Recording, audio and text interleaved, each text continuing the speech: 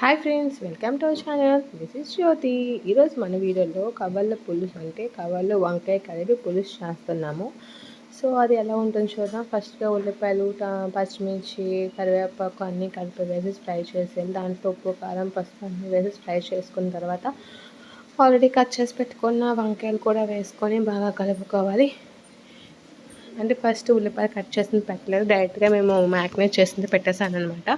So అలాగా మొత్తం fry అయిపోయిన తర్వాత వంకాయలు కూడా వేసేస్తాం. తర్వాత ఇలా కొంచెం చింతపండు నానబెట్టుకొని చింతపండు పులుసు కూడా వేసుకుంటాను. ఇది కావాలి పులుసు కాబట్టి చింతపండు పులుపు వేస్తే ఇంకా పులుపులుగా బాగుంటుందని చెప్పి వేసాము.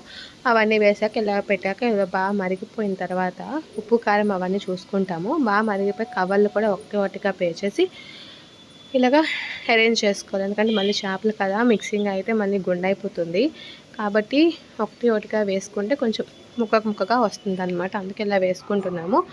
మొత్తం అన్ని చేపలుగా అరేంజ్ చేసేసిన తర్వాత బాగా మరిగిపోతే ఇప్పుడు మనకి కవర్లో వంకాయ పులుసు చాలా బాగుంటుంది. సో ఎలాగుంటుందో మీరే చూడండి. సో మీరు కూడా ఇంట్లో ట్రై చేయండి ఫ్రెండ్స్, ఎందుకంటే మంచిది కదా, పులుసు బాగుంటుంది, టేస్టీగా వెరైటీగా మేము చేసాము. మా సీక్రెట్ మసాలా కూడా వేసాము. ఈ విధంగా బాగా మరిగిపోవాలి.